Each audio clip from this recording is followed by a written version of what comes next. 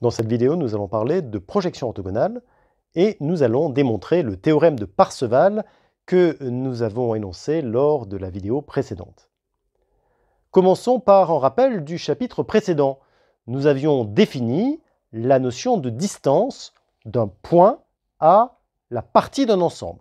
Alors vous remarquez que l'ensemble grand E, dans lequel on a pris la partie A, n'a pas de propriété particulière, si ce n'est d'être équipé d'une distance, donc d'un espace métrique. Mais ce n'est pas un espace vectoriel, ce n'est pas un espace de Hilbert, juste un ensemble avec une distance.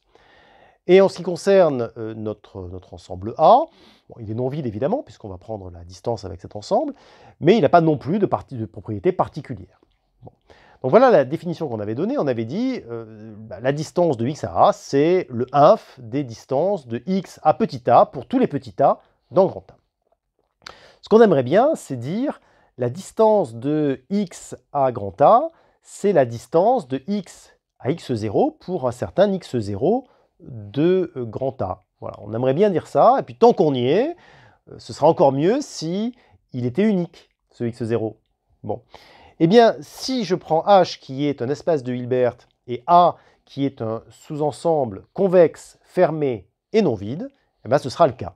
Alors permettez-moi de rappeler ce que c'est convexe. Convexe, ça veut dire typiquement qu'on n'est pas dans le cas de l'ensemble de gauche, là, où vous voyez, il y a une espèce de creux à l'intérieur. Ça, ce n'est pas un ensemble non convexe. Qu'est-ce que ça veut dire mathématiquement? Ça veut dire que lorsque je prends deux points dans l'ensemble, si je regarde l'intervalle, si je regarde le segment entre ces deux points, eh bien, il est potentiellement à l'extérieur de l'ensemble. Voilà, ça c'est un ensemble qui est non convexe. A contrario, un ensemble convexe, la définition donc, est la suivante, c'est un ensemble qui vérifie la propriété suivante, quel que soit x et y dans A, un ensemble qui prétend être convexe, et quel que soit t dans 0,1, eh bien 1 moins t fois x plus ty appartient à A. Ça, c'est un ensemble qui est convexe. Donc on va prendre un ensemble convexe, et puis on va prendre un ensemble fermé également. Alors fermé, intuitivement, ça veut dire que la frontière de l'ensemble est dans l'ensemble. Voilà. Alors maintenant, si je suis dans ce contexte-là, chaque fois que je prends un x dans H, il existera un x0 unique dans A, tel que la distance de x à A, ce soit la distance de x à x0. Voilà. Et ça s'appelle, ce x0, ça s'appelle la projection orthogonale de x sur A. Et on le note d'ailleurs, PA de x. Voilà, ça, c'est la projection orthogonale d'un élément. Et en plus, il a une propriété qui est une propriété caractéristique, qui est que quel que soit U dans A, x moins x0 avec le produit scalaire avec U moins x0 est négatif. Ça veut dire que l'angle qui est ici est un angle obtus. Alors quand on dit une propriété caractéristique, ça veut dire que c'est une propriété du x0, mais que c'est en plus une propriété qui le caractérise, c'est-à-dire que s'il y avait un autre x0, enfin un x1 qui avait la même propriété, eh bien en fait ce serait la projection orthogonale. Hein. Donc c'est ça une propriété caractéristique. Alors démontrons ce théorème. Pour démontrer ce théorème, donc nous repartons de la définition de la distance et nous allons considérer une suite minimisante. Alors je rappelle qu'une suite minimisante, ça va être une suite qui est décroissante et qui vérifie donc pour chaque n dans n, un est dans A, et dn, qui est la distance entre x et un, va converger vers d de x a. Alors on va montrer que un est de Cauchy. Pour faire ça, je vais prendre deux entiers, Q et P, et je vais regarder l'identité du parallélogramme avec x moins UQ et x moins UP. Alors, je peux le faire puisque le produit scalaire, H qui est un espace de Hilbert, donc il a un produit scalaire, donc il donne une norme, et cette norme va bien vérifier la propriété du parallélogramme puisqu'elle provient d'un produit scalaire. Alors, si je fais les calculs qui apparaissent ici, je vais avoir 2x moins UP moins plus au carré, en norme, plus la norme de UQ moins UP au carré, qui est égale donc à 2 fois la norme de U moins UP au carré, plus 2 fois la norme de x moins UQ au carré. Bon, alors on voit bien qu'il y a des termes qui sont très intéressants. D'une part, je vais avoir mon UQ moins UP au carré, j'ai envie de rendre ça le plus petit qu'epsilon quelque part, pourvu que P et Q soient suffisamment grands. Et dans le membre de droite, je vois que j'ai quelque part la distance de x, enfin j'ai la distance entre x et up qui apparaît, et la distance entre x et uq qui apparaît. Hein, c'est la norme de la différence. Donc, il est astucieux de mettre uq moins up au carré dans le membre de gauche. Et puis, du coup, bon, divisant par 2, etc., voilà ce que j'obtiens. Je vais donc avoir, comme je le disais, les distances qui vont apparaître. Et puis, j'ai ce terme, 4 fois la norme de x moins up plus sur 2 au carré. Alors, ce terme up plus q sur 2, ce qui va se passer déjà d'une part, c'est que on va avoir un élément qui va être dans A. Donc, ce qui va se produire, c'est que on va se retrouver dans la situation où cette distance-là va forcément être plus grande que les autres, puisque, enfin plus grande que les autres, plus grande que la distance entre x et a. Et donc, forcément, tout ça, ça va être plus petit que moins 4 fois la distance entre x et a au carré. Bon, donc, ce qui va se produire du coup, c'est que, en réorganisant un tout petit peu mes termes, je vais faire apparaître la différence entre les distances entre x et uq au carré et les distances entre x et a au carré. Pareil, avec les distances entre x et uq au carré et les distances entre x et a au carré. Donc, ce qui va se passer à ce stade, c'est que si P est assez grand et si Q est assez grand, je pourrais rendre ces deux termes aussi petits que je veux, donc ça va bien être de Cauchy. Alors, si on veut rédiger correctement les choses, ce qu'on va faire, c'est qu'on va prendre un epsilon positif, on va prendre un rang N1, enfin on dit qu'il existe un rang N1 pour lequel d de x up au carré moins d de x a au carré est plus petit que epsilon sur 4, puisque la limite de la distance entre x et up au carré est égale à d de xa au carré, puisque je rappelle qu'on a une suite minimisante. Donc ça, c'est vrai. Et puis pareil, il existe un rang N2, à partir duquel il se passe la même chose avec uq. Bon. Vous voyez le lien entre N1 et N2 d'ailleurs. Bon, il suffit de prendre le max entre N1 et N2, ce ne sera pas difficile, pour avoir que la norme de uq moins up au carré sera plus petit que 2 fois epsilon sur 4 plus 2 fois epsilon sur 4, c'est-à-dire epsilon, en d'autres termes, pour démontrer que UN est de Cauchy. Donc j'ai une suite de Cauchy. J'ai une suite de Cauchy dans un ensemble qui est fermé et complet. Donc elle converge. La limite, je vais l'appeler x0. Bon, alors qu'est-ce qui se passe quand j'ai défini x0 de cette manière-là? Eh bien, la distance entre x et a, ce sera le inf, mais aussi le min de la distance entre x et a, parce que c'est en fait la distance entre x et x0. Bon. Alors, à ce stade, il me reste à démontrer deux choses. La première, c'est que x0 est unique. La deuxième, c'est que x0 satisfait cette propriété caractéristique. Alors en fait, il est plus facile de commencer par démontrer que x0 satisfait la propriété caractéristique, parce que quand on aura fait ça, l'unicité en découlera facilement. Donc démontrons la propriété caractéristique. Pour faire ça, je vais prendre un t dans 0, 1 ouvert en 0. Eh bien, je vais prendre v, qui est 1 moins t x0 plus t fois u. Alors, comme on a un ensemble A qui est convexe, V est forcément dans A. Vous remarquez que sinon ce ne serait pas le cas. Enfin, pas forcément le cas en tout cas. Donc, x moins x0, qui est la distance entre x et x0, sera forcément plus petit que la distance entre x et v, qui est dans A. Bon. Et donc, si j'écris les choses de cette manière-là, en écrivant que la norme de x moins x0, c'est plus petit que la norme de x moins x0 moins t fois u moins x0, en élevant au carré et en développant ma norme comme le produit scalaire de l'élément avec lui-même, voilà ce que j'obtiens. J'obtiens x moins x0 au carré plus petit que x moins x0 au carré, ça va simplifier, moins 2 fois t fois ce qui m'intéresse finalement, ce que je montrais qui est négatif, plus t carré u moins x0 au carré. Donc ce que ça veut dire, c'est que, bon, sans passer le t, simplifiant par t qui est non nul, que u moins x0, x moins x0 est plus petit que t sur 2, norme de u moins x0 au carré. Bon, mais comme c'est vrai pour tous les t strictement positifs, forcément, t tend vers 0 si vous voulez, u moins x0, x moins x0 est négatif. Dit autrement, x moins x0, u moins x0 est négatif. Donc vous voyez, si j'ai un x0 qui satisfait le fait d'être le inf, donc le min, eh bien il a cette propriété. Il nous reste à démontrer qu'elle est caractéristique. C'est-à-dire que si je prends un x0 qui a cette propriété-là, eh bien c'est bien la projection orthogonale que je cherchais. Alors regardons, eh bien, donc je prends une x0 qui satisfait quel que soit u dans A, x moins x0, u moins x0 négatif.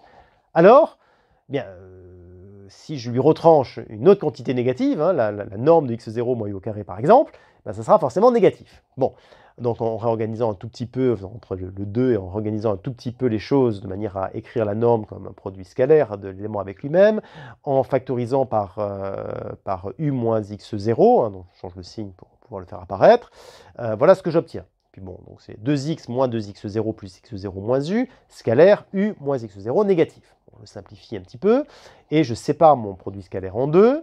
Puis je fais une petite manipulation. Finalement, voilà ce que j'obtiens. J'obtiens 2 produits scalaires de x avec u, moins 2 fois le produit scalaire de x avec x0, plus la norme de x0 au carré, moins la norme de u au carré, négatif. Bon, bah, si j'écris les choses de cette manière-là et que j'ajoute un x0, norme de x au carré de part et d'autre, eh bien, va apparaître naturellement x0 moins x moins carré moins x moins u au carré en norme, qui est négatif.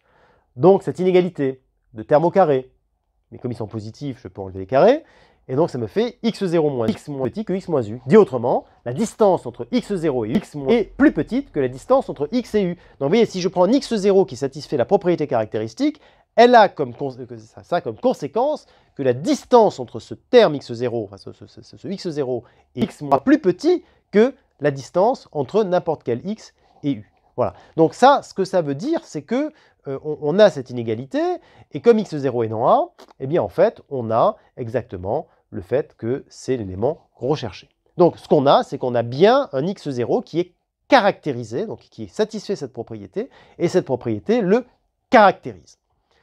Ben, ce qui reste à faire, c'est démontrer l'unicité de x0. Ben, allons-y en utilisant cette inégalité, justement. Puisque x0 est caractérisé par ça, si je prends un autre x1 dans A qui satisfasse cette inégalité, qu'est-ce qui va se passer? Eh bien, voilà ce qui va se passer. Il va se passer que je peux remplacer x0 à la place de u dans l'une et x1 à la place de u dans l'autre. Donc, en faisant ça, eh bien, on va avoir le fait que x1 moins x0, scalaire x1 moins x0 est négatif. En d'autres termes, que la norme de x1 moins x0 au carré est négative. Donc, pour qu'une norme au carré en plus soit négative, il faut quand même qu'elle soit nulle, et donc que x1 soit égal à x0. Donc, on a bien l'unicité. Voilà, donc ça démontre complètement le théorème, qui est à la fois un théorème et une définition sur la projection orthogonale. Je voudrais attirer votre attention sur le fait qu'on a absolument besoin de la convexité. Si A n'est pas convexe, on n'a aucune raison d'avoir l'unicité. Enfin, l'unicité, plus exactement, peut ne pas être vraie. Regardez, si vous avez cet ensemble A, eh bien x peut avoir deux x0 pour lesquels la distance de x à A soit la distance de x à x0. Enfin, on peut avoir x0 et x1. Voilà, donc ça ne marcherait pas. Hein. Donc l'hypothèse convexe est nécessaire. L'hypothèse A fermée également, parce que si A n'est pas fermé, imaginez qu'il ne contienne pas sa frontière, on prend un x, le x0 aimerait être sur la frontière mais il ne peut pas y être, donc ça veut dire que chaque fois qu'on va en prendre un, qu'on pourrait prendre un x0 dans A, il y en aura un qui sera plus près, donc il n'y a pas d'existence, hein, donc ça posera problème. Voilà. Donc je répète, hein, A, on a besoin de la convexité, on a besoin du caractère fermé et bien sûr non vide de notre ensemble A. En revanche, on n'a pas du tout demandé à A d'avoir une structure d'espace vectoriel. Hein. C'est un ensemble, tout ce qu'il y a de plus quelconque. Voilà. Alors, maintenant qu'on a fait ça, on pourrait regarder plus précisément ce que fait cet opérateur de projection. Et il a une propriété qu'il convient de vous faire remarquer, c'est qu'il est un Lipschitzien. C'est-à-dire que si je regarde la projeté orthogonale de x et le projeté orthogonal de y, et bien projeté orthogonal de x moins projeté orthogonal de y, en norme, ce sera plus petit que la norme de x moins y. Voilà, donc ça c'est une situation qui convient de vous faire remarquer, parce que c'est quand même intéressant. Et la démonstration est très simple, il suffit de se baser sur l'inégalité caractéristique de la projection orthogonale. On l'écrit deux fois, enfin en x et en y, et on se rend compte qu'on a la norme de y0 moins x0 qui est plus petit que le produit scalaire de x moins y fois x0 moins y0. Cauchy-Schwarz nous dit que ce produit scalaire est lui-même plus petit que la norme de x moins y fois la norme de x0 moins y0. Donc en simplifiant par x0, la norme de x0 moins y0, on obtient que l'inégalité cherchée, c'est-à-dire que la norme de x0 moins y0 est plus petit que la norme de x moins y, ou que la norme de y0 moins x0 est plus petit que la norme de y moins x. Un autre corollaire intéressant concerne la situation dans laquelle A est un sous-espace vectoriel. Donc jusqu'à présent, je répète, A avait juste comme propriété d'être convexe et fermé, et non vide, bien sûr. Là, on va lui imposer d'être un sous-espace vectoriel fermé. Alors dans ce cas, la projection orthogonale va être caractérisée par le fait que x moins x0 est orthogonal à tous les éléments de A. Bon, ça on le comprend bien si on regarde sur un dessin. On prend un sous-espace vectoriel, j'insiste sur le fait que ce n'est pas n'importe quel ensemble, une droite, un plan, enfin voilà, donc typiquement vectoriel. Donc si je prends un x, voilà le projeté orthogonal, eh bien il va être orthogonal à tous les éléments de A. Voilà ce que dit ce corollaire. Comment on fait pour le démontrer? C'est très simple. Si je prends U dans A, ce qui se passe, c'est que je peux lui ajouter x0. A est un espace vectoriel, donc il est stable par addition, forcément. Et donc en écrivant ça, je vais pouvoir démontrer sans difficulté que x moins x0, scalaire U, est négatif. Et puis, comme c'est un espace vectoriel également, tous les éléments vont avoir, je peux multiplier par moins 1, c'est un scalaire.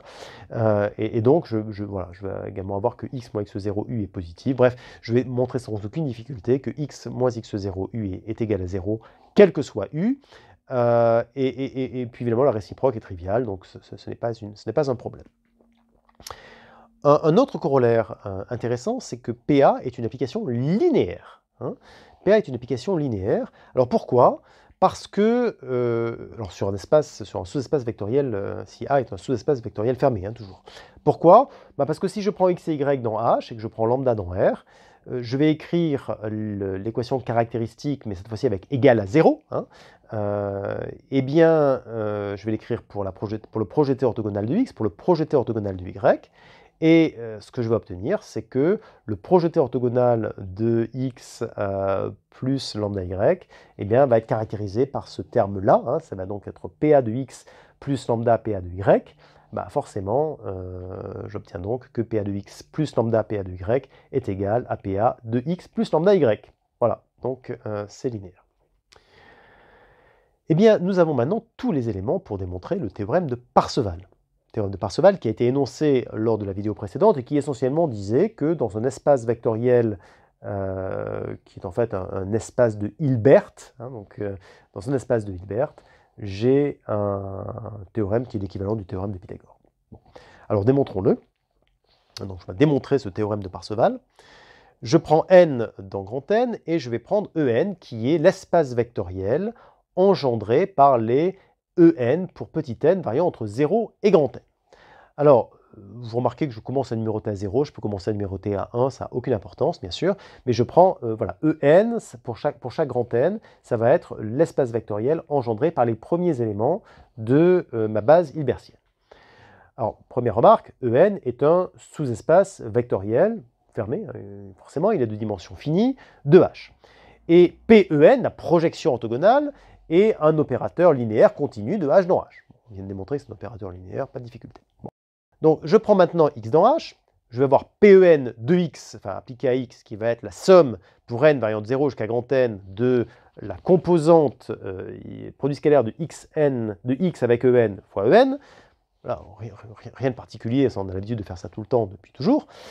Et la norme de PEN de X au carré, c'est égal à la somme pour n égale 0 jusqu'à grand N du carré des modules des produits scalaires de x avec En. D'ailleurs, c'est simplement Pythagore en dimension finie, il n'y a aucune difficulté. Et puis par ailleurs, j'ai bien sûr le fait que le produit scalaire de x avec le produit scalaire de x et En, en sortant ce produit scalaire xen du crochet, ça me donne le carré du module de x avec En. Bon. Donc ce que j'ai, si j'applique le produit scalaire de x avec PEN de x, eh bien, c'est la somme pour n variant de 0 jusqu'à grand N du carré des modules des produits scalaires de x avec En. Bon. Alors là, regardez ces deux égalités, elles sont intéressantes parce que si je les combine, j'obtiens que la norme de PEN de x au carré est égale au produit scalaire de x avec PEN de x. Mais là, je peux appliquer Cauchy-Schwarz à ce produit scalaire et donc le rendre plus petit que la norme de x fois la norme de PEN de x. Et donc, en simplifiant par PEN de x, bon, sauf si c'est 0, mais dans ce cas c'est trivial, eh bien j'aurai que PEN de x est plus petit que x, et ça pour tout x. Bon. Donc, je garde cette inégalité là, et puis je garde l'autre égalité parce que je vais m'en resservir. Maintenant, je vais noter F, la réunion des EN. Bon. Pour tous les n dans grand N. Bon, forcément, ce que je vais avoir, c'est que F va être dense hein, dans H. Donc, chaque fois que je prends un Y dans H et un epsilon positif, je vais pouvoir trouver un Y tilde dans F qui soit à au plus epsilon sur 2 de distance de mon Y. Hein, puisque F est dense dans H, je peux faire ça. Et en plus de ça, comme Y tilde est dans F, ça veut dire qu'il est dans au moins un EN. Ça, être dans F. Donc, quand il est dans au moins un EN, appelons ça grand N, eh bien, ou grand N0, enfin on va appeler ça grand N pour éviter d'avoir trop de notation, eh bien, à partir de ce rang-là, on aura effectivement mon Y qui va être, mon Y tilde qui va être dans toutes les réunions. Donc ça veut dire quand même qu'il va être dans un des EN, et donc dans la réunion pour petit n variant de 0 jusqu'à grand N, DEN. Hein. Donc mon Y tilde, pour un grand N, pour un certain grand N, et à partir de ce grand N là, la projection sur l'espace En de Y tilde sera exactement Y tilde. Voilà. Donc, à ce stade, je peux faire PEN de Y moins Y en norme, et ça, écrire que c'est la norme de PEN de Y moins PEN de Y tilde, plus PEN de Y tilde, c'est-à-dire Y tilde, moins Y. Donc ça va être plus petit que la somme des normes par l'inégalité triangulaire. Sauf que la première des normes, hein, la norme de PEN de Y moins Y tilde, c'est plus petit que la norme du Y moins Y tilde, en appelant Y moins Y tilde X, et en regardant l'inégalité qui dit que PEN de X en norme est plus petite que la norme de X pour tout X. Bon, donc ça c'est plus petit que 2 fois la norme du Y moins Y tilde. D'accord. Alors si je fais ça, ce qui va se passer, c'est que ça va être plus petit qu'epsilon. Donc, ça veut dire que Y va tendre vers, enfin plus exactement, PEN de Y, lorsque grand N tend vers plus l'infini, va tendre vers Y. Alors, je récupère mon autre équation là, de tout à l'heure, mon autre identité, et je vais faire tendre N vers plus l'infini. Donc, qu'est-ce qui se passe ici? Ça tend vers X. Hein. Bon, ça s'appelait Y il y a un instant, mais ça tend vers X, donc vers X carré, en norme. Et puis à droite, je vais avoir une série qui converge, une somme partielle, donc ça va converger vers la série. Donc là, qu'est-ce que j'ai? Eh bien, j'ai exactement le théorème de Parseval.